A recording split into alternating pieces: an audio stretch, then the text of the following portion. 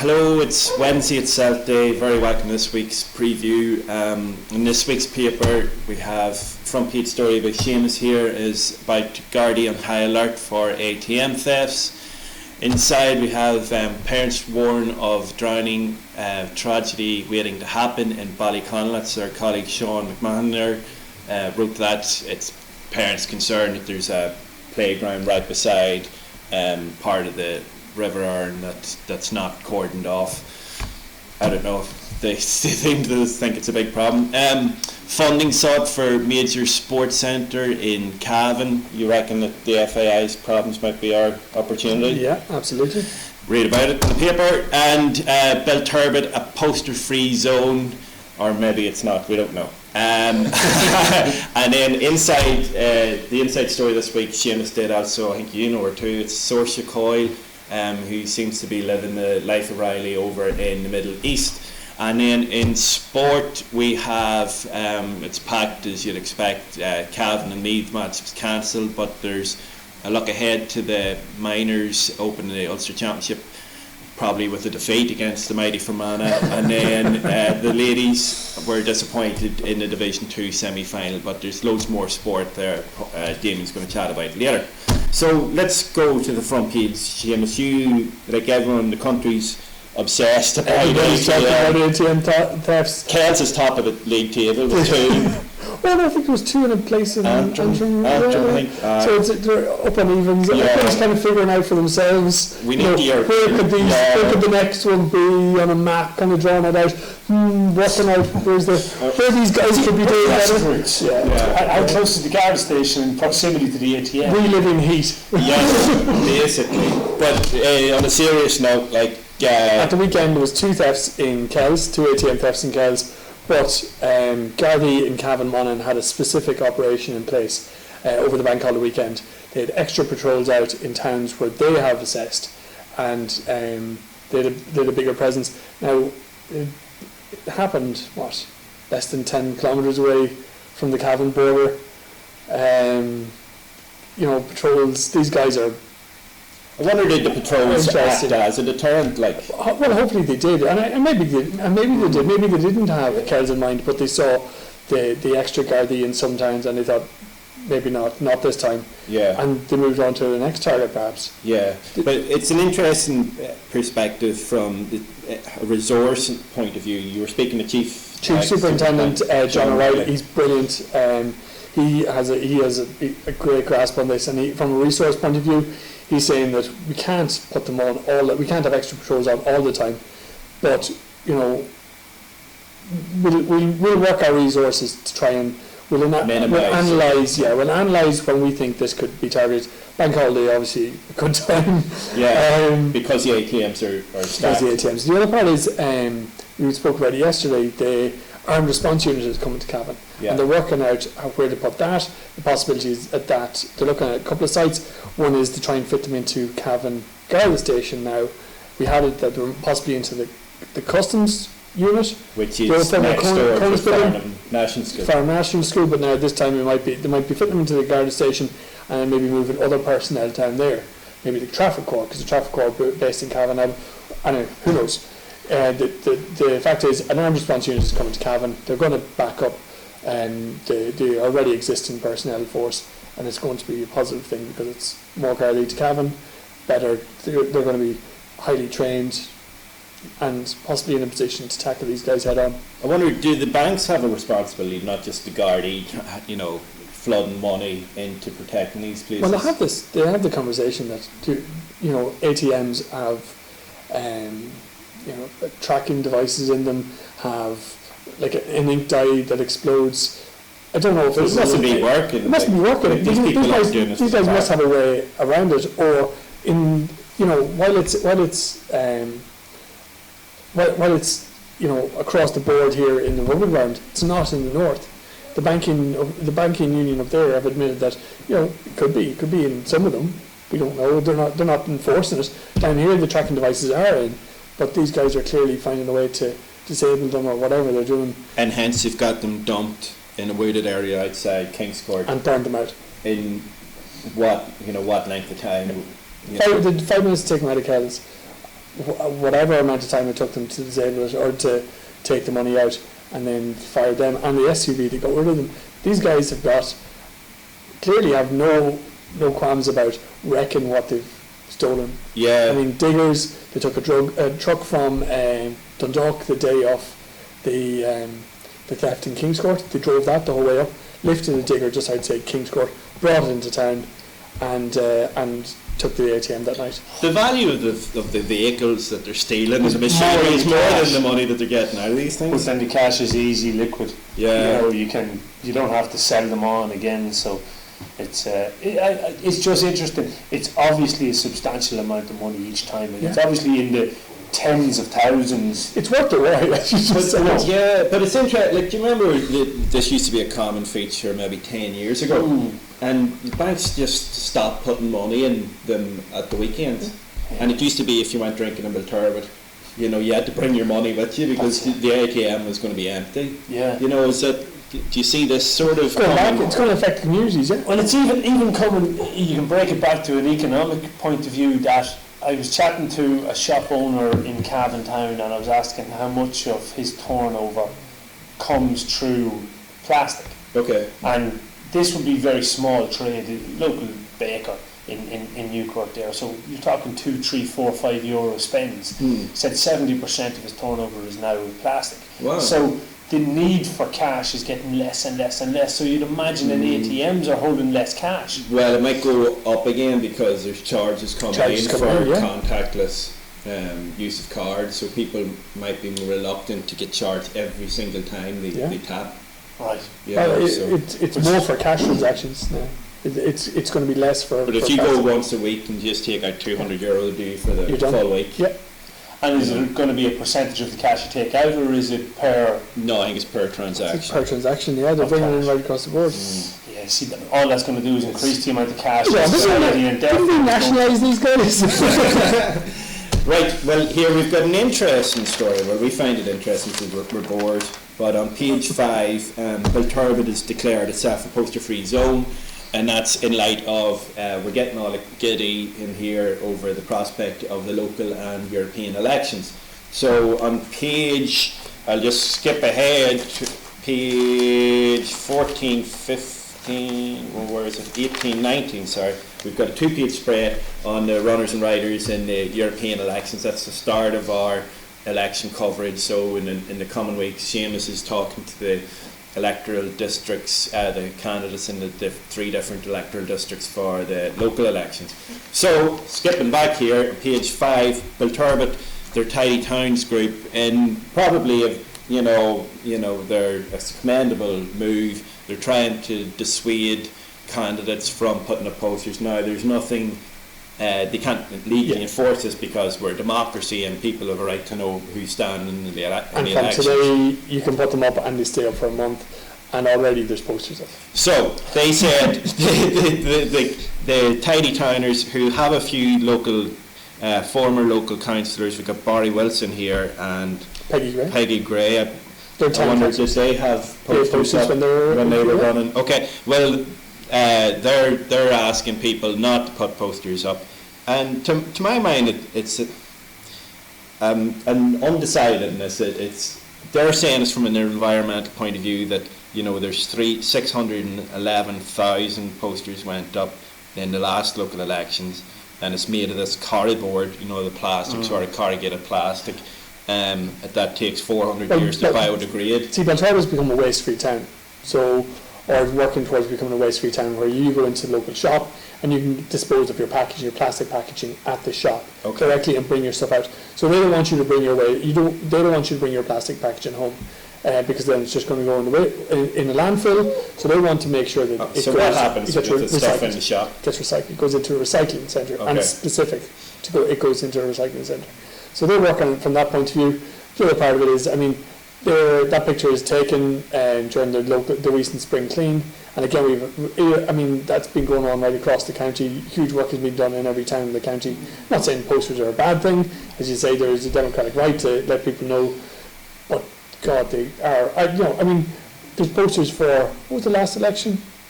The referendum. Yeah. Referendum posters. Still referendum posters up in some parts of Canada. Is there? Yeah. I drove on the road up to the back road to Royal Hills from Clover Hill. There's still a poster up on the. Yeah, it could just be it's probably just an oversight that the. Probably just an oversight, but it's they're supposed to get fined what, 10 grand every week to steal. Yeah, well, I just think that if you enforce a poster ban, not that it's physically possible to enforce it, but if say there was goodwill from the candidates to not put up the posters, then that's just going to suit the parties like Fianna Fáil, Sinn Féin, Fine Gael, who have already recognition, and you're a first-time candidate who stand as an independent. How do you get yourself known? Well, Peter Casey doesn't want posters up, but he's already he's got the PR. He's getting all there. Yeah. You've kind of got to use a different perspective, think outside the box than posters.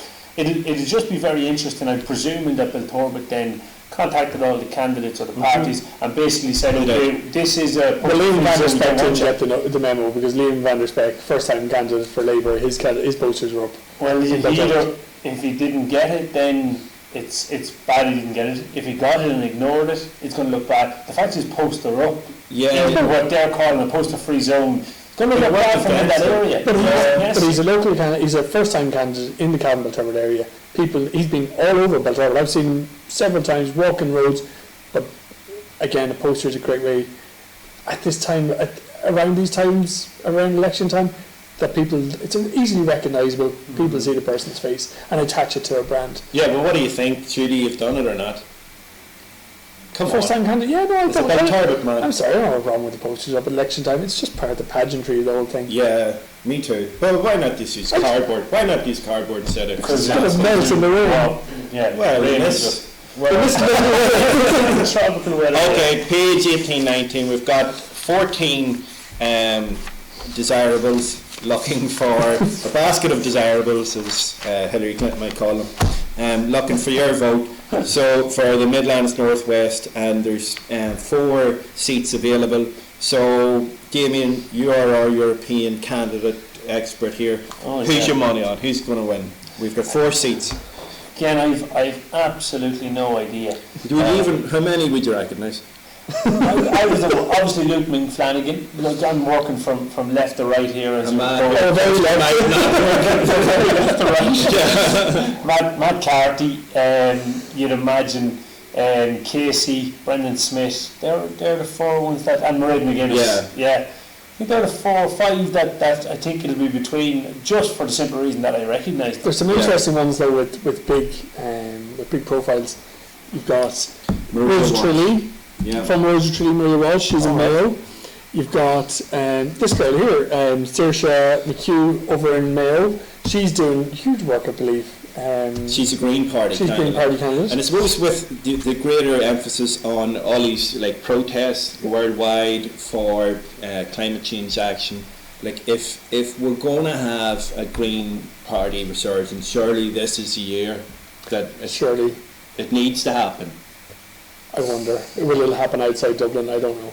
Yeah, that's it. That's the concern now. But from my perspective, we've just been discussing this earlier, and you'd have to imagine if Damien says the incumbents stand the best chance of getting in, so you'd imagine Mairead McGuinness and Matt Carthy would be confident of returning, and Luke Flanagan and Brendan Smith as a newcomer in inverted commas. See, if Brendan gets in, because the EU and how the structure works is so hierarchical, he's been around for so long that, say, I don't know, a newcomer moves in, he'll be at the bottom rung in terms of offices working through. Brendan has all those connections. He's been on Council of Europe, former Minister for Foreign Affairs. They will love him over there. They will love him. He'd be golden walking into the doors of Brussels. It'd be brilliant. But the real person, you've got Brendan trying to oust one of the incumbents, and then you've got Peter Casey. Pat the Cope only very narrowly missed out last time out. To think Marion Harkin. Was it not Matt Carthy? Matt Carthy and Marion Harkin, they were neck and neck. Yeah. So Brendan picking up that vote, and especially with a Fianna Fáil mediocre resurgence in the polls, I definitely think there's no problem with him getting in. Okay. He got unanimously approved by the party convention in Longford, and Anne Rabbit was only added on afterwards. Okay. I mean, he's golden within the party. Yeah, but in terms of, like, you have to imagine Peter Casey should poke Peter out Casey off the back of the presidential will election. injure a lot of people. In But this. so where do you think his votes will come from, and will he get enough votes to get over the line? My opinion, my breakdown, I think Mairead and Brendan are going to be 1 and 2, and then you're going to have Matt Carthy, I think, will be there or thereabouts, and then the last seat is probably going to be between Luke and Peter. Okay. That's how I see it. Very good. No point voting. It's already decided. Okay. Seamus has told us. Yeah. Just want to. There's a lovely spread that Seamus did on Saoirse Coyle. It's an interesting lady. Really interesting, lovely girl. Wow. Give us 10 seconds. She's going to fix your lives. Well, if your child is doing teaching, she's going to fix their life. So have a reason. Okay, there you go. I can be a teacher and still make the life out of it. Damien's joined us, and you didn't get to see your favourite team, Cavan, play. No, very disappointed. Extremely disappointed with that. All right, It's covers their preparations, you imagine. Yeah, there's talk. Limited time together. Yeah, there's talk that they might refix it for the Maybank holiday Monday. Okay. So it'd be interesting to see if they do that. Then when's the month, Matthew? 18th, not the 18th of May. So you have a bit of time. So I'm sure, although Michael Hannon says in his column this week that the break mightn't do the lads any harm at all, that I think the headline is Monday off may be a blessing in disguise for Cavan. So God, he said 2 weeks ago that they'd only have 10 hours max together. Yeah. So and now it comes right down, although I'm presuming that they met on Monday anyway and trained together. So it's not ideal. Would that have been anything more than a friendly? It wouldn't have been full-blooded, would it? I'll tell you what it would have been. So without showing your hand, it would have been certain players' opportunity to put their hand up on both sides. So you won't get to see what way Cavan are going to play or what positions they're going to play certain players in, but you'd get an idea that, well, their support is playing well, because he goes well in a challenge match. So it's those opportunities. You're not going to see a huge amount, but you're going to see enough that it might give you an indicator of form, and that's simply it. But it's you won't get that when lads are playing against lads they know, because it's familiar. I get to know whether you like to go on your left foot or your right foot or whatever the case may be. Whereas against me, they wouldn't have had that. They'd have had to go at it and react to what's in front of them. So I think it's a disappointment. And there would have been a good crowd, which would have added to it. Exactly, create a bit of atmosphere as well. And I know from around the county there was going to be a massive crowd. It was so well publicised and everything that it's a shame, but it was in. It's like an early Easter treat. Yeah, well, that's exactly it. It was definitely an Easter. It was the perfect end to an Easter weekend. It would have been, but no. Look, I still think they'll fit in some form of challenge match to replace that, whether it be against Meath in Crosskeys or something else. There will be something else, because you have to get those games against opposition to see exactly where you're at. So, but yeah, sport is loaded. Big one for you is the Cavan Fermanagh minor game, and after Enniskillen winning, St Michael's winning. We don't know how many players. Don't know how many players are eligible for it. According to Paul Fitz, a lot of them be too old, but I know that 8 of the starting team for the Hogan Cup are underage for next year. Yeah. So I thought that would qualify them age-wise. That would make them under 17 and a half. So they could be 6 months over those 8. Yeah. For under 17 football. But it'll be interesting to see. But yeah, there's a big. Fermanagh are awful. Have always been awful at minor level. So we don't really care about it. It's a bigger deal for Cavan. It's never registered with Fermanagh support even. So we don't really care. Well, it'd be great. Speaking for what do you actually care about him from the Hogan Cup? The Hogan Cup. Yeah, it's only time to play with the Hogan Cup. No, but I reckon the Hogan Cup could bring interest in this for the first time. And I'd say, if the weather's nice on Saturday, there'd be a good crowd. Yeah, it'd be a good crowd, especially if most of Fermanagh support comes from South Fermanagh. There'd be a good crowd at it. And it should be a great occasion. I hope that there's a good support for them, like, Yeah, for both yeah. teams. Well, it's on this Saturday evening in Kingspan Breffni, and Paul caught up with the Cavan manager Gary Farrell in this week, so he's explaining bits and bobs about the preparations, how Playing in Ballyhaise. Club League, yeah, exactly, yeah, training on the big field in Ballyhaise. They haven't got a game on Kingspan Breffni yet as a group, Yeah. so there's certain things that may hamper it slightly, but at the end of the day, Cavan will want and expect to go out and win on Saturday, so it'll be a good one. We also have then the Cavan ladies on the 14s. They were beaten in the Ulster semi-final, I think it was, by Antrim. That's the first time in, I think, 7 or 8 years the Cavan have lost an under 14 Ulster Championship game. So Good. Now, it was expected because Antrim walloped them a few weeks ago. Yeah, it's the first time that they haven't won in 7 years. Yeah. But it's a very strong Antrim team by all accounts. Yeah. But still disappointment for them.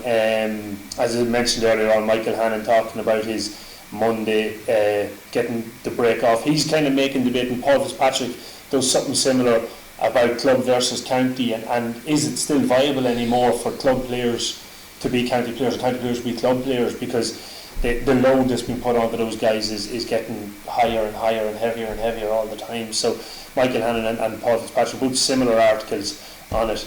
And then moving on to boxing, Dominic Donegan's getting ready to make his pro debut. There's an interview with him, and of course Paul the Gunner picks up a win over in New York again. So First win in 2 years? First tournament win in 2 or 3 years maybe. It's been a while, but the interesting point of it was that on the day that Tiger Woods won, Paul the Gunner won world. I don't know whether he was winning the last time Tiger Woods won. Well, he was probably still winning back then. Paul would definitely be a veteran, but great to see him back on top. And he beat Robbie McCarthy in the final. It's all in the article, but Robbie McCarthy beat Killian Carroll in the semi-final, who won the Worlds the last year. So Paul looks like he's getting back to it. But an interview or a couple of quotes from Paul in that as well. So sport is just jam-packed as always. Brilliant. Well, here, thanks very much for joining us this week, and we'll see you again next week. Have a great week. Bye.